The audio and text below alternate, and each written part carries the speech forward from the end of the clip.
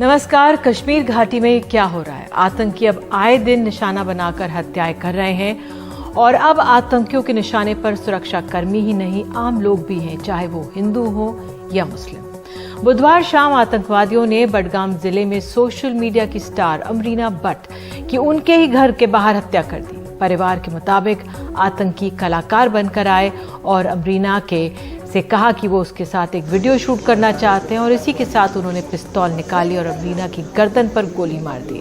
हमले में अमरीना का 10 साल का भतीजा भी घायल हुआ।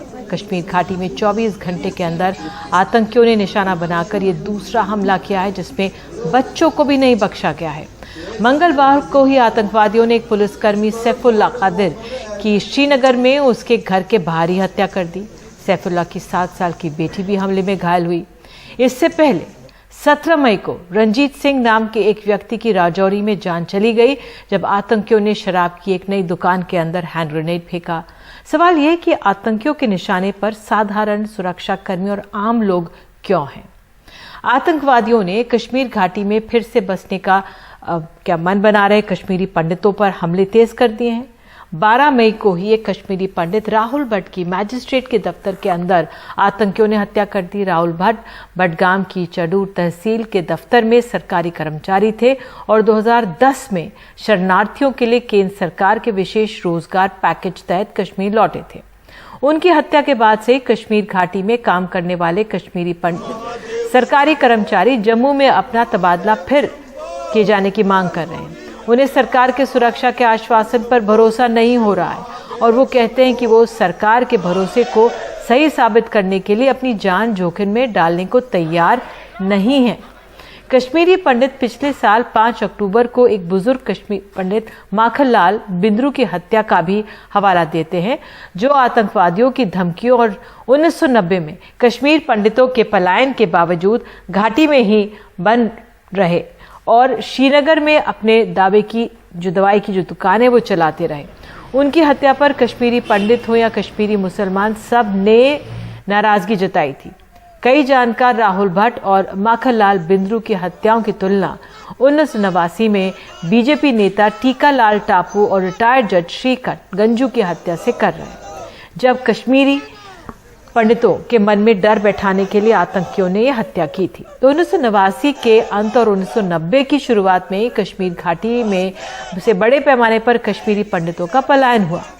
जम्मू कश्मीर को विशेष दर्जा देने वाले अनुच्छेद 370 के हटाए जाने यानी 2019 से जब तक आतंकी 15 कश्मीरी पंडितों और हिंदुओं की कश्मीर घाटी में हत्या तब से कर चुके हैं।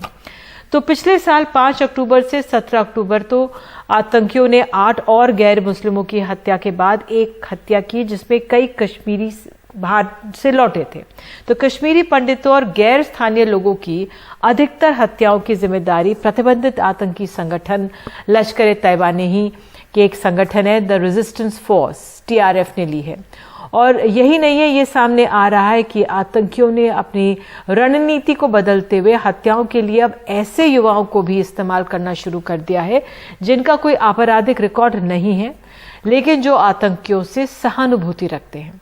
तो सवाल यह है कि आतंकी इस सबसे क्या हासिल कर रहे हैं। इस बीच सरकार जम्मू कश्मीर के हालात को सामान्य बताते हुए वहां पर्यटन के आंकड़ों का हवाला दे रही है।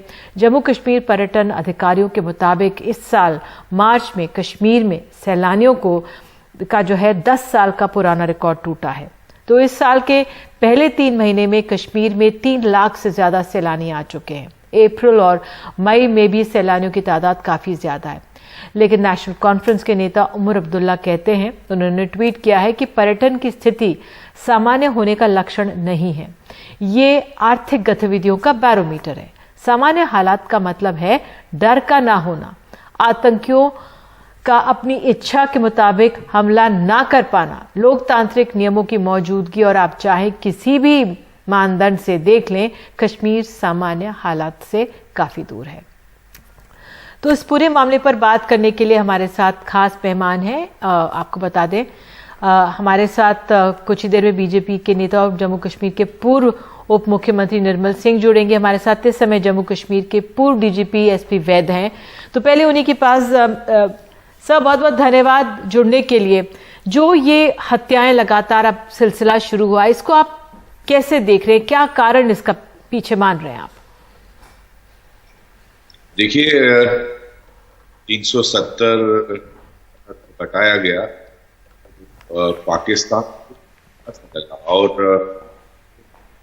जब लगा कि 370 हालात बिल तो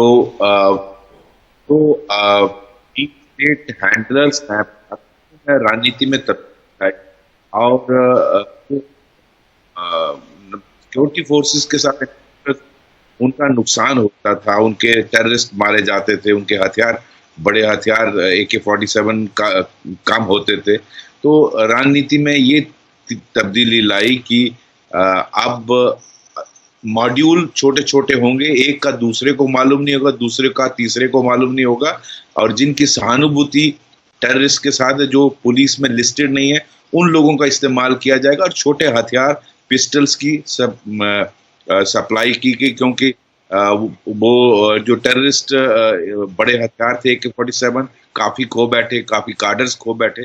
तो इस पिछले 6-8-7 महीनों से ये राजनीति में तब्दीली आने के बाद उन्होंने टारगेट किलिंग करना शुरू की, चाहे वो कश्मीरी पंडित हों जो PM पैकेज में जो एम्प्लॉइज लगे हैं, या लेबरर हों तो वहाँ डेवलपमेंट का काम कर रहे थे, चाहे वो IITs हों, IIM हों, मेडिकल कॉलेजेस हों, जो भी डेवलपमेंट के काम है उसमें रोक लाई जाए। कश्मीरी पंडितों को इसलिए टारगेट किया जा रहा ताकि वो दोबारा कोशिश ना करें, जो वहाँ तालिबानाइजेशन की गई है, वहाँ जो उनको 90 में भगाया गया, वो वापस आने की कोशिश ना करें। इसी तरीके से आप देखिए, अब मुझे याद आता है 1990 का वक्त, जिस तरह से अमरीना को टारगेट किया और एक शराब की दुकान को किया। एक मुस्लिम जानवाज फोर्स, एक टेररिस्ट ऑर्गेनाइजेशन होती थी 1990 में, वो उस वक्त जितने थिएटर्स थे, जितनी शराब की दुकानें थी, जितने ऐसी जो दायरे थे जो जिसको वो अन इस्लामिक समझते थे, उनको टारगेट करते थे। ये एक कोशिश है तालिबानाइजेशन करने की कश्मीर में, और इसमें साफ टारगेट्स को चुना जा रहा है और उनको आपने सर एक बहुत अहम बात की कि तालिबानाइजेशन करने की कोशिश है। हमारी सुरक्षा एजेंसियों की तरफ से एक आंकड़ा है कि 26 फॉरेन टेररिस्ट मारे गए हैं पिछले 5 महीनों में। इसमें जो लश्कर तैयबा जो हाफिज सईद का है पाकिस्तान में, 12 मारे गए उनके, और JEM जैशे मोहम्मद के 14 जो मसूद अजहर चलाता है। तो अपने आप में जो इनका ये आतंकियों का जो ये मंसूबा है, सीमा पार से जो बैठे हैं, उसको हम ब्रेक नहीं कर पाए, क्या ये भी माना जाए? देखिए, इसको मैं इस तरह से लेना चाहता हूं कि इनके जो गार्डर्स थे वो एनकाउंटर्स में इनका बहुत नुकसान हो रहे थे। तो अगर ये इसी तरह चलते तो इनका वहां जो इनके हैंडलर हैं उनको ऐसा लगा कि कश्मीर हाथ से निकल गया, हालात नॉर्मल हो जा रहे थे, टूरिज्म पिकअप हो रहा था, इंडस्ट्री लग रही है, डेवलपमेंट के प्रोजेक्ट्स हो रहे हैं। तो उनको अगर यही इस तरह से चलता, उनको जरूरी था रणनीति में बदलना, और इस रणनीति को बदल के उन्होंने वो अचीव कर दिया। जो डर का माहौल पैदा करने में वो काफी हद तक उसमें कामयाब हुए। और मैं समझता हूँ जब तक ये जितने भी ग्रुप्स हैं बाहर हैं, और ये पिस्टल छोटे हथियार जो उनको दिए गए हैं टारगेट करने के लिए, इनको जब तक पूरी तरह से लोगों की मदद से लोकल पुलिस इनको आइडेंटिफाई करके और सीज ना करे और इन लोगों को न्यूट्रलाइज नहीं करे, तब तक ऐसी किलिंग्स को रोकना बड़ा मुश्किल है। क्योंकि सर आप ये बहुत अहम बात कर रहे हैं, क्योंकि हमारी सिक्योरिटी फोर्सेस वहां पर लगातार अलर्ट पर रहती हैं, हाई अलर्ट पर रहती हैं। अब अगर देखा जाए तो अमरनाथ यात्रा 3 साल बाद एक तरह से होने वाली है, और सिक्योरिटी छुट्टियां कैंसिल कर दी गई हैं, और एक भव्य जो सरकार है, केंद्र सरकार, एक भव्य अमरनाथ यात्रा इस बार करना चाह रही है। 6 से 8 लाख लोग, यात्रीगण, श्रद्धालु वहां पे जाएं, तो ये एक बहुत बड़ा चैलेंज होगा हमारी सुरक्षा एजेंसियों के लिए। बिल्कुल चैलेंज, बहुत बड़ा चैलेंज है, और ये इंश्योर करना है कि कोई बड़ा हादसा ना हो, क्योंकि जब लाखों की तादाद में यात्री आते हैं आपको याद होगा 1990s से हमेशा कांग्रेस ने कोशिश की है यात्रा को टारगेट करने की। ये बात अलग है कि वो हर साल कामयाब नहीं हुए। मेरे ख्याल 3-4 बार ऐसी कोशिश हुई है जब वो इस अपने मकसद में कामयाब हुए। मुझे याद आता है 2017 का पीरियड जब मैं खुद डीजीपी था, और 1995 में 2-3 बार ऐसे हादसे हुए हैं जब टेररिस्ट का अटैक करने में कामयाब हुए। आखिरी सवाल वैद सर, अब आज ही इन्फिल्ट्रेशन की खबर आई है या एक दो दिन में केरल में हुआ है, 3 आतंकवादी उसमें मारे गए, लेकिन जो हमारी सुरक्षा बलों ने उनका जखीरा देखा हथियारों का, बहुत बड़ा जखीरा था इन आतंकियों के पास जो केरल में मारे गए 3 आतंकी। तो ये इन्फिल्ट्रेशन भी बढ़ रहा है।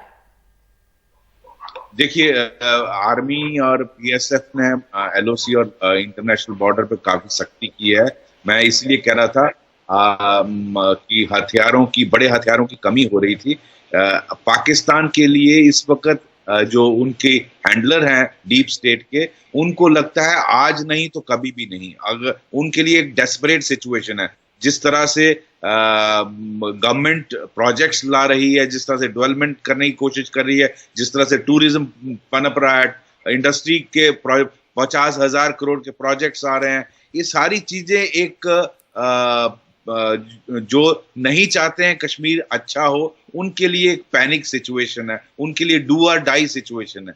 तो वो इस वक्त डेस्परेट होकर ये कर रहे हैं। और मैं समझता हूँ जम्मू कश्मीर पुलिस ने बहुत उतराव चढ़ाव देखे 90 से पिछले 30 सालों में, और बहुत जल्दी इन लोगों को भी आइडेंटिफाई करके न्यूट्रलाइज करने में कामयाब होंगे, अगर उनका लोगों के साथ राब्ता अच्छा रहा। बिल्कुल, लोगों के साथ राब्ता। और आपने एक अहम बात कही कि ये जो आतंकी वो डर का माहौल बनाने में कामयाब रहे, लेकिन ये एक बड़ी चुनौती है, इसको पार करेंगे। बहुत बहुत धन्यवाद, आपको जाना भी है, बहुत बहुत धन्यवाद जुड़ने के लिए वैद साहब। अब हमारे साथ निर्मल सिंह जी मौजूद हैं, पूर्व उप मुख्यमंत्री जम्मू कश्मीर के। बहुत बहुत धन्यवाद सर जुड़ने के लिए। मिस्टर सिंह, आप किस तरह से देख रहे हैं जो ये इतनी हत्याएं लगातार, कभी कश्मीरी पंडित की हो रही, कभी पुलिस वालों की हो रही है, हिंदू मुस्लिम आम आदमियों की हो रही हैं, अभी टीवी स्टार अमरीना भट्ट की हो गई है, क्या आंकलन है आपका? देखिए निधि जी, ये जो है टेररिस्ट ने और पाकिस्तान ने एक स्ट्रैटेजी बदली है, इसको दूसरी नजर से भी देखना पड़ेगा। क्योंकि ये जो टारगेट किलिंग कर रहे हैं, छुप के आते हैं, और काफी लोग वो हैं जिनका ट्रैक रिकॉर्ड वैसा नहीं है, जो वहां से अभी नए रिक्रूट्स हैं, लोकल लोग लड़के इन्होंने रिक्रूट किए हैं, उनको कहा जाता है कि आप अपने मोहल्ले में रहो, और जब भी उनको किसी को टारगेट, तो किसी को किलिंग, जैसे अमरीन की किलिंग की, जाके उसको मार के आओ। क्योंकि ये जो इनको लग रहा है कि ये अभी सीधे तौर पर हमारी सिक्योरिटी फोर्सेस को, आर्मी को जो है उसको फेस नहीं कर सकते। और इसका एक इंटरनल डायमेंशन तो डॉक्टर वैद, जो फॉरवर्ड डीजी, इन्होंने बताया है कि यहां पर टूरिज्म भी बढ़ रहा है, काफी टूरिस्ट हैं। जैसे आप कह रही थी कि अमरनाथ यात्रा की तैयारी हो रही है और बड़े भव्य तरीके से हो रही है, इन्वेस्टमेंट आ रहा है, 17,000 करोड़ की इन्वेस्टमेंट का लक्ष्य है जो पूरा किया जा रहा है। और दूसरा, इसको जो एक्सटर्नल डायमेंशन है उससे भी जो है देखना चाहिए, क्योंकि पाकिस्तान के जो अपने हालात हैं, जिस प्रकार से इमरान खान और उसकी पार्टी जो लॉन्ग मार्च कर रहे हैं, और जो सरकार है वहां पर, वो बिल्कुल कहना चाहिए कि कमजोर विकेट पर है। तो इसलिए उसको भी करने के लिए जो वहां की एस्टैब्लिशमेंट है, आईएसआई है, तो वो नई स्ट्रैटेजी कि वो उसको अपनाई है। निर्मल सिंह जी, माफी चाहती हूं, मैं आपको रोक रही हूं, लेकिन हम पाकिस्तान और इमरान खान का अगर आप जिक्र कर रहे हैं, तो हमें तो अपनी नीति की ओर देखना पड़ेगा। हमें देखना पड़ेगा कि हम अपने कश्मीर को कैसे संभाल रहे हैं, अगर हम वाकई गंभीर हैं उसके हालात संभालने के लिए। तो जिस तरह से वहां पर ये जनसंख्या, जो डेमोग्राफिक चेंज पूरी करने की कोशिश की गई, धारा 370 हटाई गई, उसके बाद जो एक मरहम होता है, या हमारे कश्मीरी पंडित वो धरने पर बैठे हैं, उनसे मिलने जो राज्यपाल है वो उनसे मिलने इतने दिन बाद गए, पहले नहीं गए। तो जो ये जमीन पर छोटी जो जमीन पर जो भावनाएं हैं जो आहत हुई हैं, उस पर मरहम नहीं लग रहा है अभी। हाँ निधि जी, ठीक है कि ये जो कुछ घटनाएं हुई, जैसे अमरीन जो है उसकी हत्या की गई, पिछले कल जो है पुलिस ऑफिशियल थे सैफुल्ला, उसको मार दिया गया, राहुल भट्ट की जो हत्या की गई, इसके बाद बहुत जरूर है कि सिक्योरिटी फोर्सेस को, हमारी एजेंसीज को जो करना चाहिए था वो नहीं किया, और जिस तरीके से कश्मीरी पंडितों को हैंडल भी किया गया, टेयर गैस शेल्स चले और लाठीचार्ज हुआ जब वो प्रोटेस्ट कर रहे थे, यह जरूर है, इसीलिए वहां की इंक्वायरी भी हुई, उन पर एक्शन भी हुआ है, ये आप बिल्कुल सही कह रही हैं। लेकिन ये भी हमें देखना होगा कि इससे हम जो लड़ रहे हैं, जो प्रॉक्सी वार, इसमें लगभग 70 के लगभग टेररिस्ट मारे गए हैं सिर्फ अभी इस 2022 में, और सुरक्षा बल की जो आप देखें उनकी शहादत और सिविलियंस की जो है जो शहादत है उस कंपैरिजन में बहुत कम है, क्योंकि प्रॉक्सी वार है और सुरक्षा बल जो है बड़े बहादुरी से लड़ भी रहे हैं।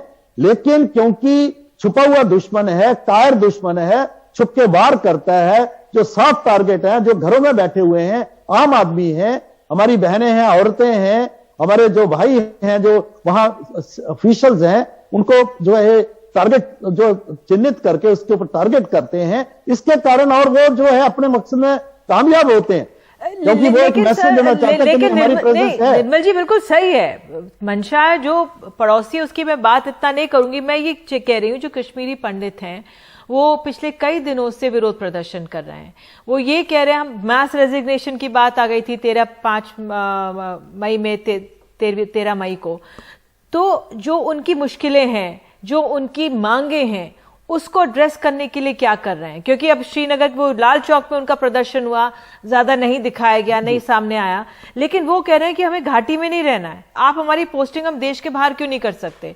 जो एक विश्वास या भरोसा या उनका डर हटाना था, वो क्यों नहीं हटा पाए हम? देखिए निधि जी, एक सुझाव आया था जो कश्मीरी पंडित कम्युनिटी से आया था कि इनको स्केयर जो जगह हैं, जैसे डिस्ट्रिक्ट हेडक्वार्टर्स हैं, वहां पर सुरक्षा में इनका रात को रहने का तो प्रबंध है, लेकिन इनको वहां शिफ्ट किया जाए। सरकार इसके ऊपर सोच रही है, क्योंकि गांव में कोई टीचर है, गांव में है, उसको पैदल चलना पड़ता है, या उसको हर जगह आप सुरक्षा नहीं दे सकते, तो सरकार को जल्दी से जल्दी सोचना चाहिए। और एलजी साहब ने आश्वासन दिया था कि हम इस पर सोच रहे हैं और जल्दी इस पर कार्रवाई होगी, और जितनी जल्दी कार्रवाई हो उतने हम जाने बचा सकेंगे। और इसी तरीके से, क्योंकि इनको घाटी के अगर बाहर ले जाएंगे, क्योंकि इनकी नियुक्ति वहां हुई है, तो फिर दुश्मन की जो कामयाबी होगी वो भी, क्योंकि हम जो है वो यही तो चाहते हैं कि एथनिक क्लींजिंग, चाहे वो उनको मार के किया जाए, चाहे भगा के किया जाए, तो इसलिए उसको ठीक है, लेकिन सुरक्षा, जिंदगी की सुरक्षा करना, उनके परिवारों की सुरक्षा करना, वहां चाहे बिजनेसमैन है, जो बाहर के लोग काम कर रहे हैं उनकी सुरक्षा करना, उसके लिए सरकार जो है काम कर रही है। लेकिन कश्मीरी पंडितों को जल्दी से जल्दी सुरक्षित जगहों पर उनको ट्रांसफर किया जाए, वैली में किया जाए, लेकिन वो इमीडिएटली वो वैली, वो कह रहे हैं कि मैं वैली से बाहर क्यों नहीं कर देते, हम भी तो देश के नागरिक हैं, तो हमें बाहर करिए, क्योंकि वो महफूज नहीं है।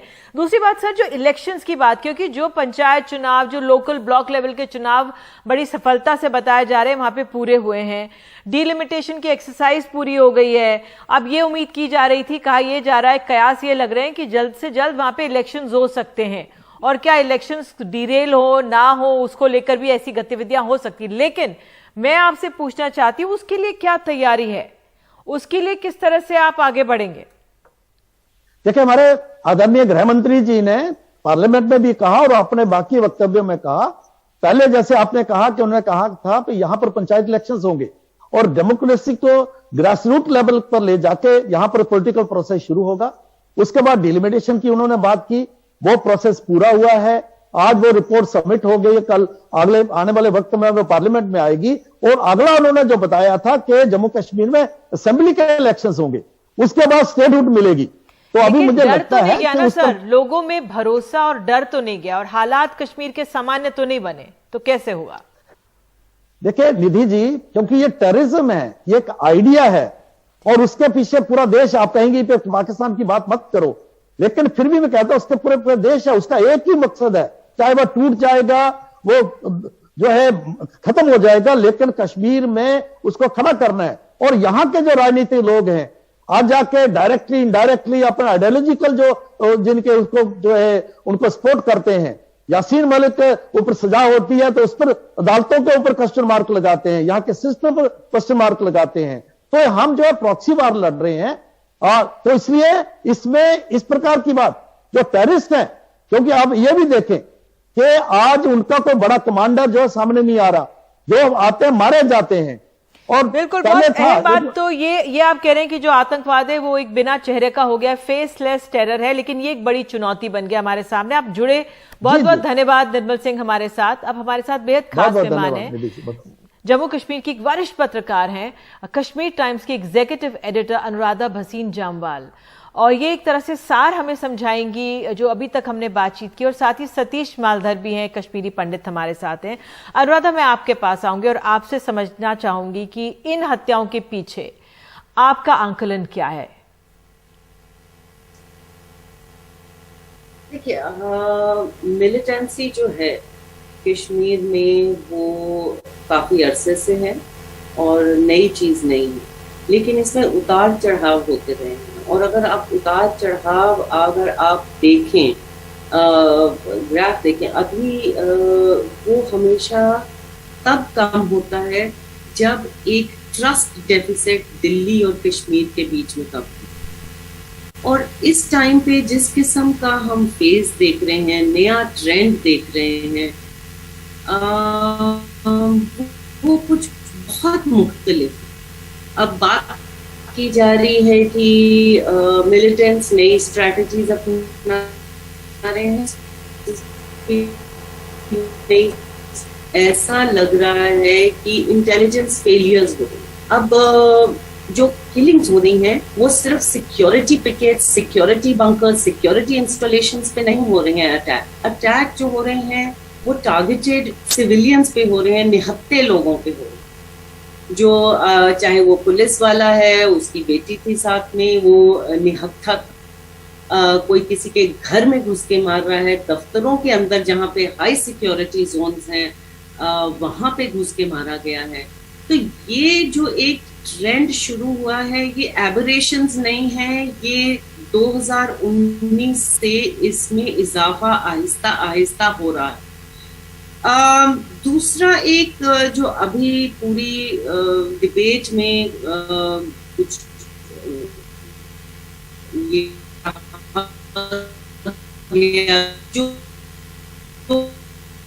टेरर है वो फेसलेस है, उसमें जिनका नाम जो अक्सर जनरल मिलिटेंट्स की लिस्ट में नहीं आता है, जिसको security forces white collar terrorism कहते हैं, तो ये सवाल उठाने की बात है कि क्यों इसकी एक्सेप्टेबिलिटी सोसाइटी में है। सोसाइटी में एक्सेप्टेबिलिटी तब होगी जब एक सेंस ऑफ डिसएम्पावरमेंट लोगों को हो, और वो डिसएम्पावरमेंट जो है वो फुलफिल नहीं होती ये कंडीशन आपके इलेक्शंस करा लेंगे। आपको लोगों को सेंस ऑफ बिलोंगिंग देनी है, उनको सिर्फ इकोनॉमी का हिस्सा नहीं बनाना, उनको पॉलिटिकली एक हिस्सा बनाना है। तो जिस तरह से कोई सरकार के जितने भी कदम उठाए गए हैं पिछले 3 साल में, आप चाहे डेवलपमेंट को ले लें, आप टूरिज्म की बात करते हैं, तो टूरिज्म से ऐसा नहीं है कि कुछ किसी को फायदा नहीं है, कुछ लोगों को डेफिनेटली जो लोग इससे जुड़े हुए हैं उनको इकोनॉमिकली बेनिफिट हो रहा है। लेकिन डेवलपमेंट एक किस तरह की हो रही है, वो इंक्लूसिव है कि नहीं है, वो एक चीज है। दूसरा है सिक्योरिटी का पहलू जो उससे जुड़ा हुआ, बिल्कुल जुड़े हुए सवाल है। लेकिन सिक्योरिटी का जो मुद्दा है, हम बात कर रहे हैं कि ये पाकिस्तान करने नहीं देता। पाकिस्तान, चाइना, ये फैक्टर्स जो हैं वो हमेशा से रहे हैं, पिछले 70 साल में रहे। लेकिन अगर आप बातचीत के रास्ते एक्सटर्नली, सिक्योरिटी के 2 डायमेंशंस हैं, एक एक्सटर्नल है, एक इंटरनल है। अगर आप एक तरफा अप्रोच होगी तो शायद नहीं बिल्कुल, चलेगा। आपने एक बहुत अहम बात कही अनुराधा, मैं आपको रोक रही हूँ कि ये जो बातचीत वाली बात है उससे ही गुरेज करते हैं जो हमारी पॉलिटिकल क्लास है। सतीश मालधर हमारे साथ हैं। सतीश जी, कश्मीरी पंडितों की व्यथा हम देख रहे हैं, लगातार वहां पे विरोध प्रदर्शन भी हो रहा है, उस बात का जिक्र भी हुआ है। सरकार चाहती है आप लोग बसे रहें, एक पक्ष कश्मीरी पंडितों का वहां पे कह रहा है कि हमें बाहर भी भेजें, नौकरियों में महफूज रहना चाहते हैं। आप क्या कहना चाहेंगे, क्या रास्ता निकलता है इसका? सबसे पहले मैं ये कहूंगा कि हमारे बच्चे अकेले हैं, वो डरे हुए हैं। जो सरकार की स्कीम थी, चाहे मनमोहन सिंह जी ने रखी थी, वो 5 पॉइंट पैकेज प्रोग्राम था। हालांकि भारतीय जनता पार्टी की तरफ से तो कोई स्कीम नहीं आई, जो भी चल रहा मनमोहन सिंह की समय से ही चलता आ रहा है। Even that has not been implemented. हम तो ये कह रहे हैं कि टू प्रोटेक्ट अवर चिल्ड्रंस, पूरी कौम को वहां पर रिहेबिलिटेट करो, ताकि हम अपने बच्चों के साथ रहे, उनके इमोशनली कनेक्टेड रहे और उनकी सुरक्षा को देखें। देखने बात यह है कि सिक्योरिटी को लेके राहुल भट्ट को तहसीलदार के ऑफिस में वहां पर मेन गेट पे 4 पुलिस वाले होते हैं, कम से कम 50 से 100 एम्प्लॉइज वहां पर होते हैं, सारे देखते हैं, nobody is condemning. Amreen Bhatt को मारा जाता है कल रात को, वहां पर गोली मारी जाती है, एक सिविलियन को, एक ऑनेस्ट पेट्रोइड को मारा जाता है, कोई भी आदमी घर से बाहर आके पड़ोसी कंडेम नहीं कर रहा है। ये एक बहुत बड़ी silence is killing Kashmir. That means there is no connect between the security forces and the civilians. Contrary to that, आप ये देखिए, मायसूमा जब यासीन मलिक की कल वहां पर सेंटेंस आना शुरू हो जाता है, लोग इकट्ठे हो जाते हैं पत्थरबाजी के लिए, बट जब अमरीन मरती है वहां पर पड़ोसी बाहर नहीं निकलता है वो कंडेम करने के लिए। राहुल भट्ट मरता है तो उसके अपने ऑफिस वाले वहां पर बाहर प्रोटेस्ट नहीं करते हैं कि सर हमारा कुलीग था, हमारा भाई था, हमारे साथ काम करता था, हमें प्रोटेस्ट करना चाहिए। So there is a complete disconnect. रही बात डेवलपमेंट की बात हम करें, again people are pushed to the wall. सरकार को कश्मीर हमारा अटूट अंग नहीं बोलना चाहिए, कश्मीर सरकार को यह बोलना कश्मीरी हमारे अटूट अंग है, हमारे दिल के टुकड़े हैं। द रीजन बीइंग इज, उन्होंने पिछले आप 2012 से लेके चलिए, they had promise, even I will go latest to 2014, government said हम वहां पर 650 स्कूल बनाएंगे। आप बजट ले लीजिए, पिछले 4 साल का बजट ले लीजिए, हर बारी वो बजट लैप्स होता जा रहा है पर एक स्कूल नहीं बना। सरकार ने कहा 2019 में 650 स्कूल्स का टारगेट था, एक स्कूल नहीं बना। सरकार ने कहा 2019 में हम वहां पर डिग्री कॉलेजेस बनाएंगे, 52 डिग्री कॉलेजेस बनाएंगे। पिछले 114 साल का रिकॉर्ड है, टोटल 10 डिग्री कॉलेजेस बने थे, एक साल में 52। itself is a question mark, even the paper has not been drawn on it. Like that, similarly, अब आप कश्मीरी पंडित्स की बात करो, there are 72 schemes which are applicable in entire Jammu and state, but Kashmiri पंडित को एक भी स्कीम के लिए he is not eligible. Why? And why? It is a bias system. हमारे को ना घर का रखा है ना घाट का रखा। हम तो यही कहते हैं, हमारे बच्चे परेशान हैं, वो सिक्योरिटी को लेके परेशान हैं, तो पूरे कौम को वहां पर रिहेबिलिटेट कीजिए ताकि हम अपने बच्चों को देख पाए, उनकी सुरक्षा को देख पाए, और डे टू डे बेसिस पे जो इश्यूज हैं हम वो भी एड्रेस कर पाए गवर्नमेंट के साथ। जी बिल्कुल, बहुत आपने अहम बात की। और जो आपने शिक्षा की बात की कि 600 स्कूल का वादा किया था, 52 कॉलेजेस का वादा किया था, वो पूरा नहीं हुआ, तो ये तो अपने आप में बहुत ही चौंकाने वाली बात है, क्योंकि जो शिक्षा है उसका तो लाभ सभी को मिलता है, सभी कौमों को मिलता है, और उसका जो असर होता है आतंकवाद की कमी में एक बहुत बड़ा योगदान दे सकता है। बहरहाल आप हमारे साथ जुड़े, धन्यवाद। अनुराधा आप जुड़ी, धन्यवाद। और जो तमाम जिस तरह से एक अहम बात कही है यहाँ पर सतीश जी ने, उनका ये कहना है जो डिस्कनेक्ट है उसको समझना बहुत जरूरी है। जिस तरह से वैद सर ने बोला था कि ये एक बातचीत की जो बात है, जिस तरह से अनुराधा भसीन भी कह रही है, जो एक पॉलिटिकल बातचीत होनी चाहिए वो नहीं हो रही है। तो शायद जवाब हम सबको मालूम है और हम सब जानते हैं, लेकिन कब इस ओर आगे बढ़ा जाएगा, कैसे हाथ बढ़ाया जाएगा, ये देखना बहुत अहम होगा। तो एक छोटा सा ब्रेक हम लोग ले रहे हैं, लौटेंगे, बने रहिए एनडीटीवी इंडिया के साथ।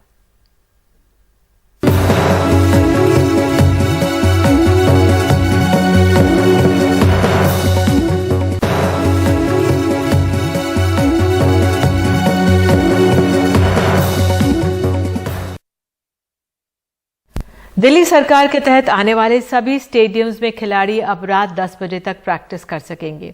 दिल्ली सरकार ने यह आदेश तब जारी किया जब इंडियन एक्सप्रेस अखबार ने ये खबर छापी कि दिल्ली के त्यागराज स्टेडियम में एक वरिष्ठ IAS अधिकारी की अपने कुत्ते के साथ शाम की सैर के लिए स्टेडियम को 7 बजे तक खिलाड़ियों से खाली करा दिया जाता है।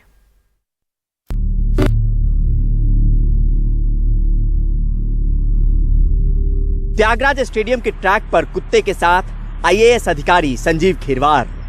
इंडियन एक्सप्रेस ने खबर दी कि उनकी शाम की सैर की वजह से खिलाड़ियों का 8 साढ़े 8 बजे तक चलने वाला अभ्यास शाम 7 बजे रोका जाने लगा।